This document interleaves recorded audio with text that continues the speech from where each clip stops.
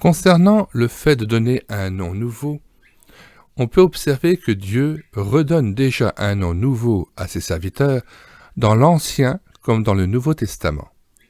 Nous n'avons qu'à songer au fait que de nombreuses personnes dans la parole de Dieu ont reçu déjà un nom nouveau. A. Dieu donnera à ses serviteurs un autre nom. Ésaïe 65, verset 12. Je vous destine au glaive, et vous fléchirez tous le genou pour être égorgés. Car j'ai appelé, et vous n'avez point répondu, j'ai parlé, et vous n'avez point écouté. Mais vous avez fait ce qui est mal à mes yeux, et vous avez choisi ce qui me déplaît. C'est pourquoi ainsi parle le Seigneur l'Éternel. Voici mes serviteurs mangeront, et vous aurez faim. Voici mes serviteurs boiront, et vous aurez soif. Voici mes serviteurs se réjouiront, et vous serez confondus. Voici mes serviteurs chanteront dans la joie de leur cœur, mais vous, vous crierez dans la douleur de votre âme, et vous vous lamenterez dans l'abattement de votre esprit. Vous laisserez votre nom en imprécation à mes élus, le Seigneur l'Éternel vous fera mourir, et il donnera à ses serviteurs un autre nom. Celui qui voudra être béni dans le pays voudra l'être par le Dieu de vérité, et celui qui jurera dans le pays jurera par le Dieu de vérité. Donc on voit dans ce texte d'Ésaïe que Dieu donnera un autre nom à ses serviteurs, alors que pour ses ennemis, il est dit qu'ils laisseront leur nom en imprécation à ses élus. Prenons l'exemple d'Abraham devenu Abraham. Lorsqu'Abraham eut atteint 99 ans, le Seigneur lui apparut et lui dit « Je suis le Dieu puissant. Marche en ma présence et sois parfait. J'établis mon alliance entre moi et toi et je multiplierai ta descendance à l'infini. » Abraham tomba face contre terre et Dieu lui parla ainsi « Moi, voici l'alliance que je fais avec toi. Tu deviendras le père d'une multitude de nations. Tu ne seras plus appelé du nom d'Abraham, ton nom sera Abraham, car je fais de toi le père d'une multitude de nations, nation en hébreu Goyim. » Genèse 17, versets 1 à 5. Dans le livre de la Genèse, son nom est initialement Abraham, le père est exalté, telle est la signification de ce mot, ou ô père, H-A-U-T, ou père d'Aran, le pays d'où il venait, près de Ur en Chaldée. Il devient ensuite Abraham, ce qui signifie père d'une multitude de nations, chapitre 4, verset 1.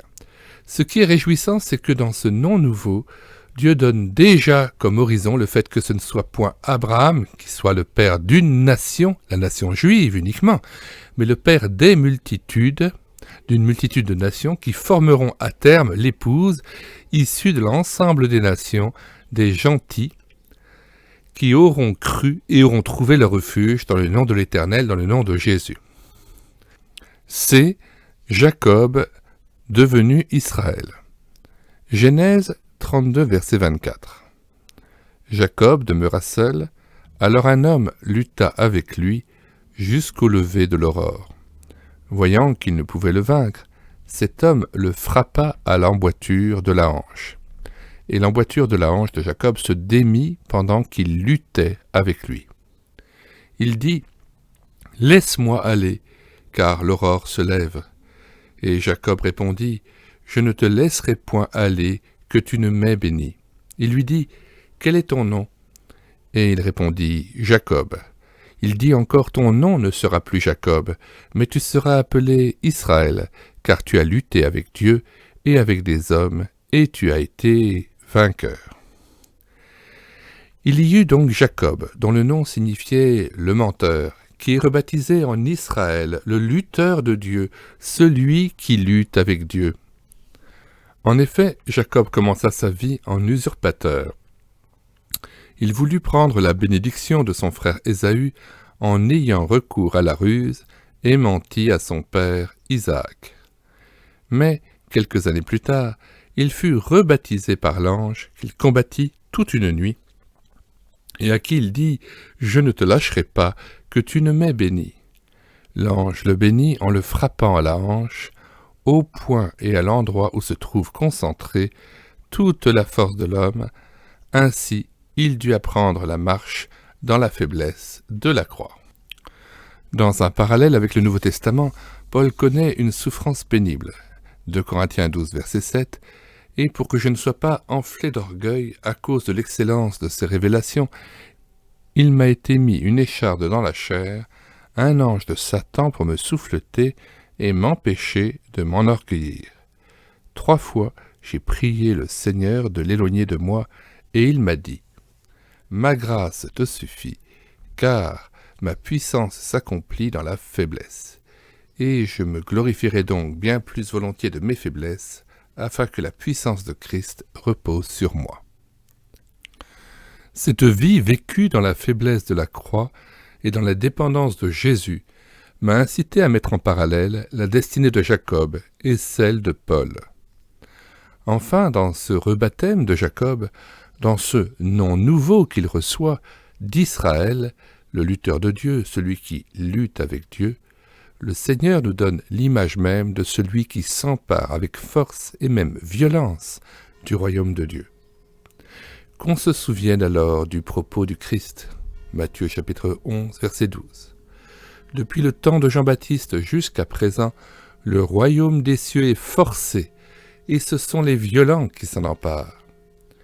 Si nous revenons à l'épisode de Jacob, qui a ceinturé l'homme et a combattu toute une nuit jusqu'à recevoir la bénédiction de Dieu et recevoir un nom nouveau, celui d'Israël, il y eut comme un corps à corps physique avec cet homme qui est pour nous le type de Christ.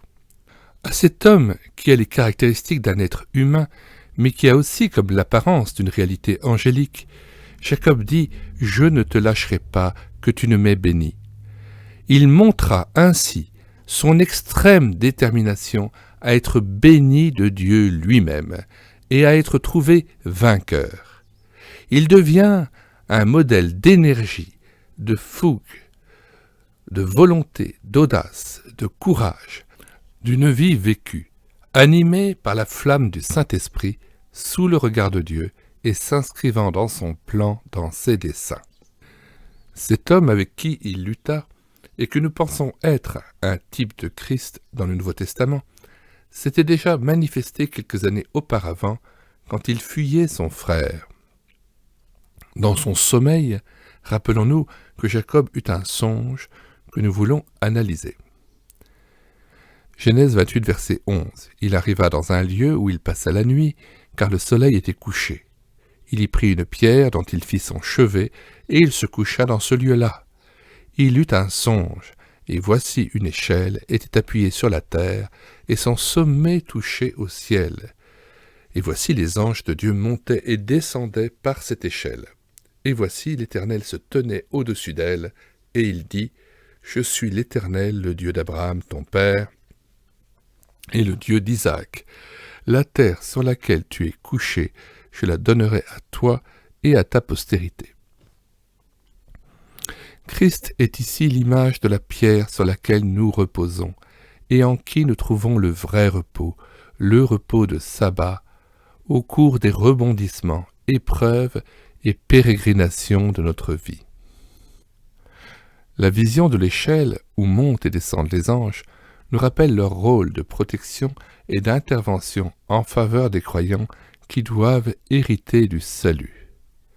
L'aide qu'ils nous accordent dans notre lutte, cette pierre qui est la base de cette relation d'espérance entre la terre et le ciel, nous savons qu'il s'agit en fait de la personne même de Christ.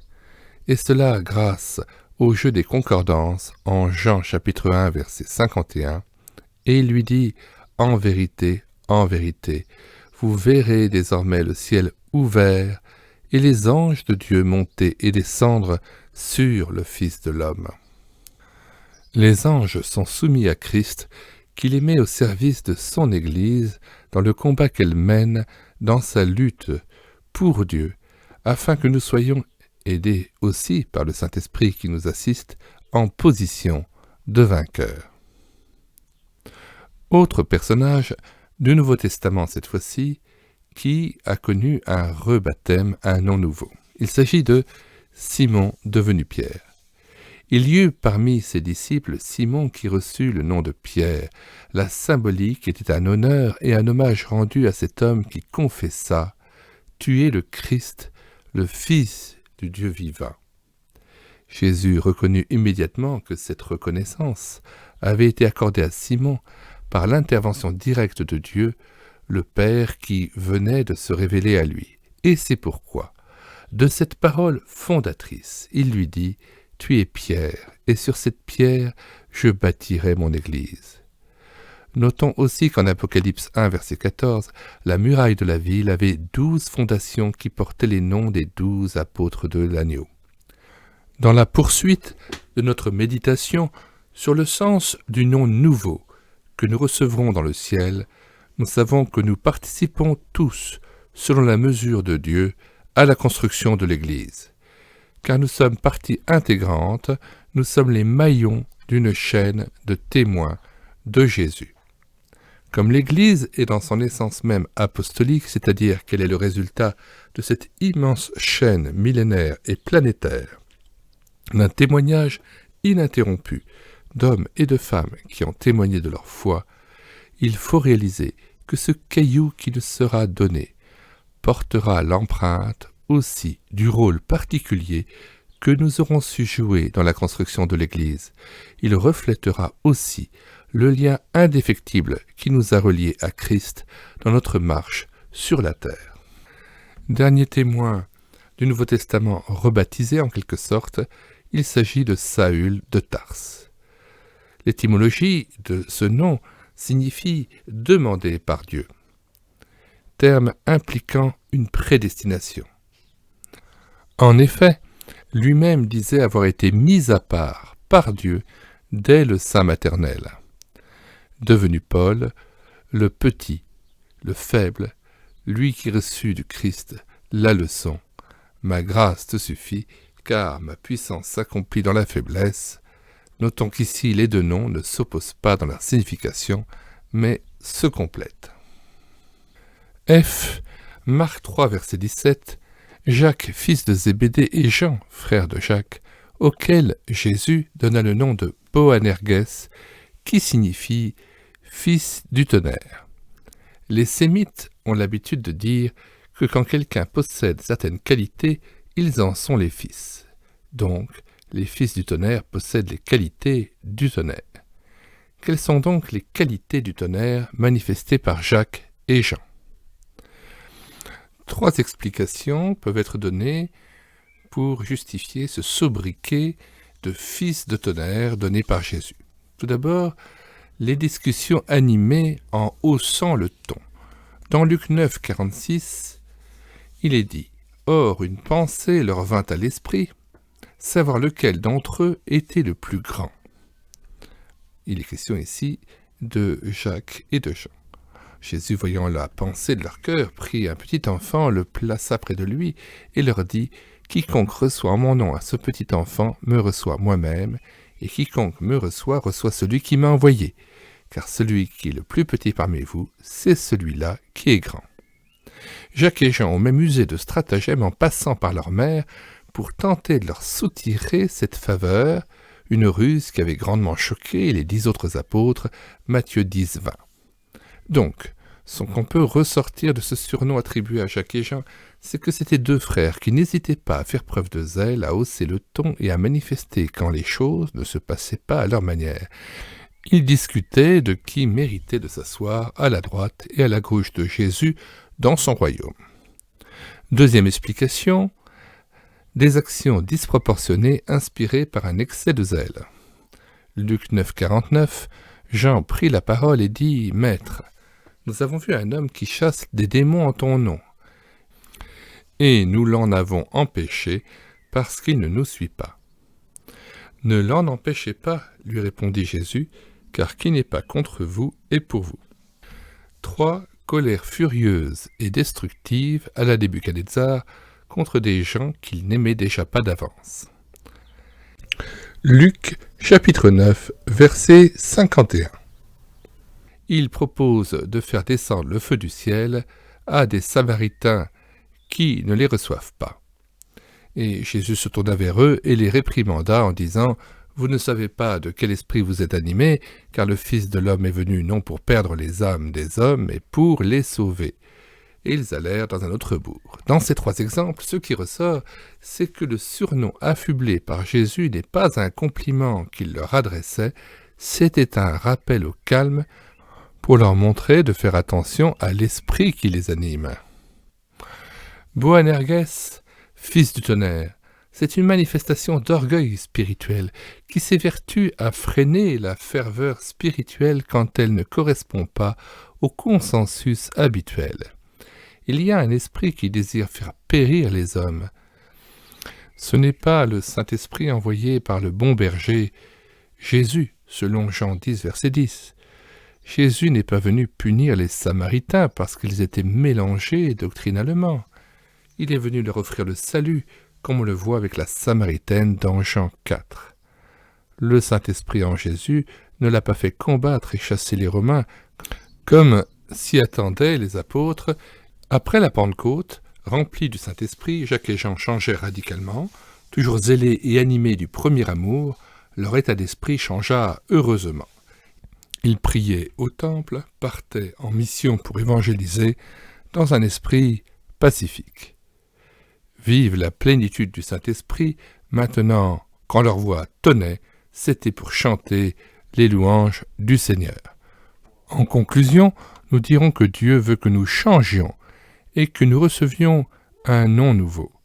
Ce faisant, il nous donne une nouvelle identité en Jésus grâce au Saint-Esprit qui nous transforme à son image. Notons que ce nom est à nul autre pareil et qu'il traduit une connaissance de Dieu à l'égard de ses enfants, qu'il appelle chacun par un nom précis. Il connaît le nom qui nous caractérisait avant de connaître Jésus. Il choisit le nom nouveau correspondant à ce que nous sommes devenus en Jésus-Christ, nom que nous porterons pour l'éternité.